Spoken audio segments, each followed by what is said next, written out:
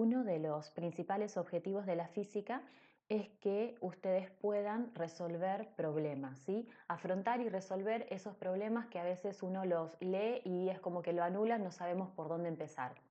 Entonces, en este video lo que vamos a hacer es revisar juntos estrategias para resolver problemas, ¿sí? Lógicamente, esto es un poco intuitivo, pero está bueno que lo tengamos en cuenta para los ejercicios por ahí un poquitito más complicados.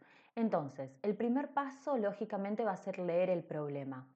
Como segundo paso, es muy importante trazar un diagrama. En este caso, por ejemplo, ya tenemos un dibujo hecho donde ya aparecen los datos representados, pero es muy importante, por ejemplo, trazar un diagrama donde se puedan ubicar esos datos, reconocer desde la lectura todos los datos que hay, las incógnitas, la o las incógnitas, y hacer la conversión de unidades, ¿sí? Es muy importante desde el principio ya que las unidades pertenezcan a un mismo sistema, entonces después hay coherencia en todo el ejercicio.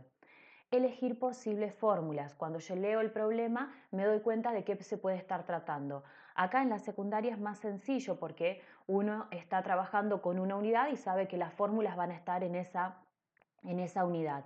Pero cuando después se empiezan a integrar los contenidos, hay que hacer una revisión de todas las posibles fórmulas que se pueden llegar a aplicar. Después resolver, una vez que elegí las fórmulas, que ya me imaginé el camino que voy a seguir, resolver la ecuación y por último analizar si la respuesta es coherente o no. Bien, entonces, acá tenemos una pelota de fútbol cuya masa es de 450 gramos. Puse M, está bueno también aclarar esto, por ejemplo, a veces aparece más de una masa, entonces después uno confunde los datos. Esta es la masa de la pelota, está en gramos y en el sistema internacional donde solemos trabajar tenemos que pasarlo a kilogramos. Se desplaza horizontalmente con una rapidez de 18 metros por segundo. Si al impactar sobre los guantes del arquero los mueve hacia atrás, una distancia de 20 centímetros hasta detenerse. ¿Sí? Venía a una velocidad de 18 y en 20 metros sobre segundo, en 20 centímetros, perdón, se detiene completamente la pelota. Entonces, tenemos la velocidad 1, tenemos la velocidad 2 y el desplazamiento que es de 0,2 metros, ya convirtiéndolo en la unidad. ¿Qué se aplica acá? La pelota estaba en movimiento, tenía una cierta velocidad y tenía energía cinética. Si bien la fuerza que actúa sobre la pelota, por ejemplo, es la fuerza peso que va a estar provocando que la pelota caiga, cuando fue impulsada con una cierta o con una gran fuerza, se va a estar desplazando un tramo casi horizontalmente. Esos 20 centímetros puedo considerar que el movimiento es directamente horizontal. Entonces, ¿qué ocurre acá? Se aplica una fuerza externa sobre la pelota que hace que ya no se conserve su energía mecánica. Entonces, hay una pérdida de la energía mecánica debido a ese trabajo que se está realizando.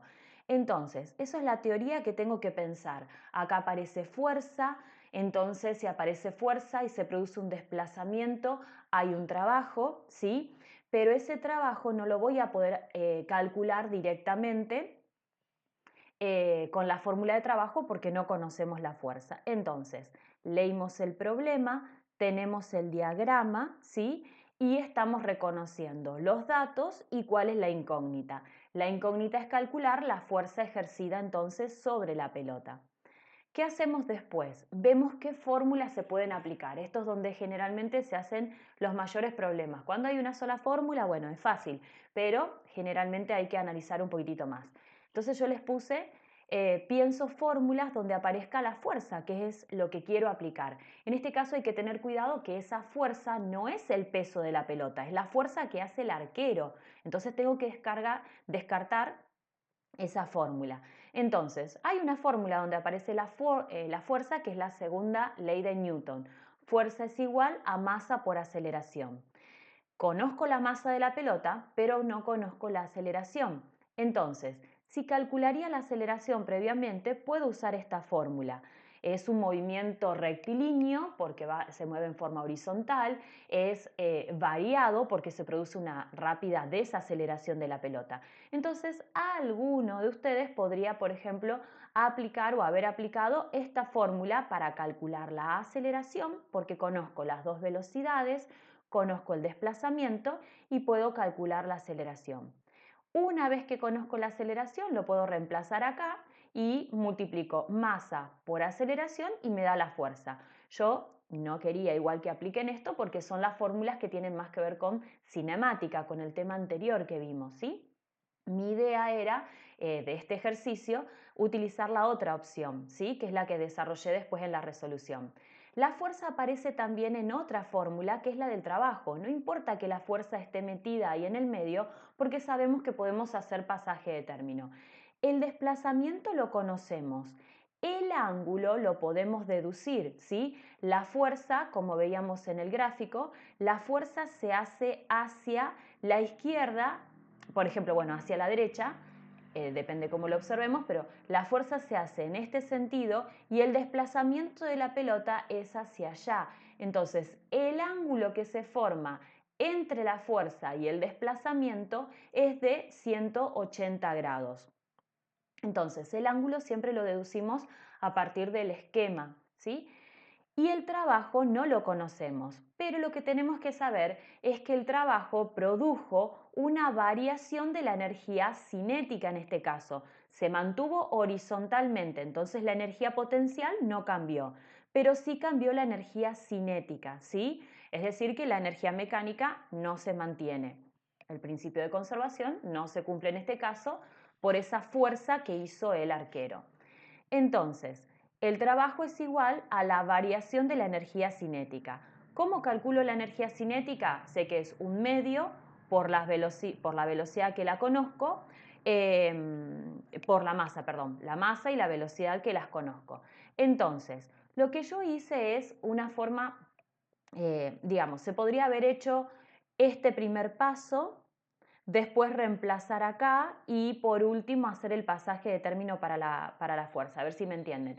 Podría haber empezado con esto, después, por ejemplo, una vez que conocía el trabajo, podía, por ejemplo, recién ahí utilizar esta fórmula para hacer pasaje de término. Yo lo que hice, que es como se aplica una vez que uno va practicando problemas, se conjugan o se unen mucho este tipo de cosas. Yo lo que hice es plantear esta teoría, digamos. El trabajo es igual a la variación de la energía cinética. Y utilicé los reemplazos acá, una sustitución acá, para ir uniendo, como les decía, las diferentes fórmulas. En vez de poner trabajo en el siguiente renglón puse fuerza por desplazamiento por el coseno del ángulo.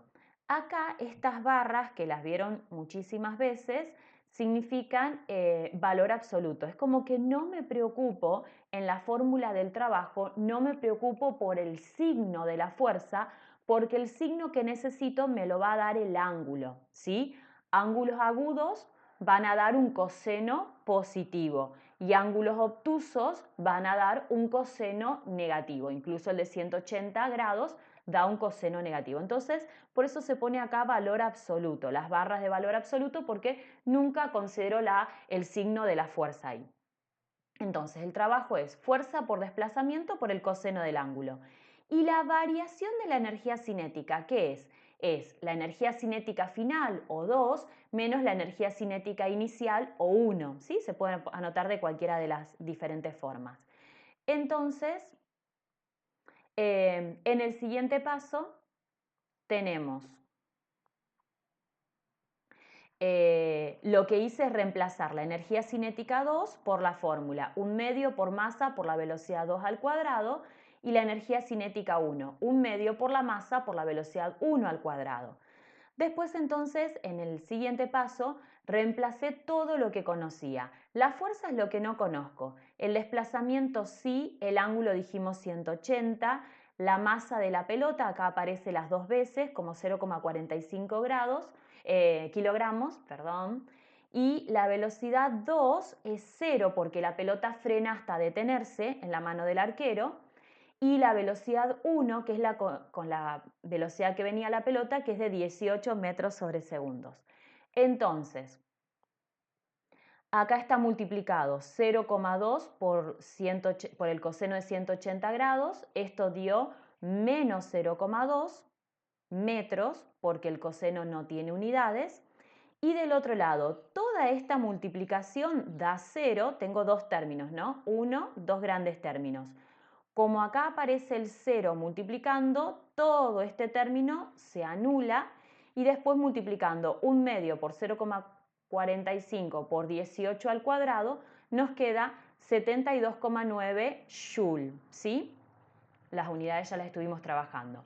Entonces, ¿cómo terminó 0 menos 72,9? Queda negativo y después este número que está multiplicando, negativo, pasa dividiendo con el mismo signo. Joule sobre metro, ya sabemos que queda newton y la fuerza efectivamente se mide en esa unidad. Queda una fuerza positiva porque estamos analizando, como ya decíamos, el módulo de esa fuerza, ¿sí? Que es contraria al movimiento que tenía la pelota, por eso produce una desaceleración, ¿sí? El trabajo, efectivamente, el trabajo que nos quedaría acá es negativo porque la fuerza es contraria al desplazamiento, ¿sí? Y produce una pérdida de la energía cinética.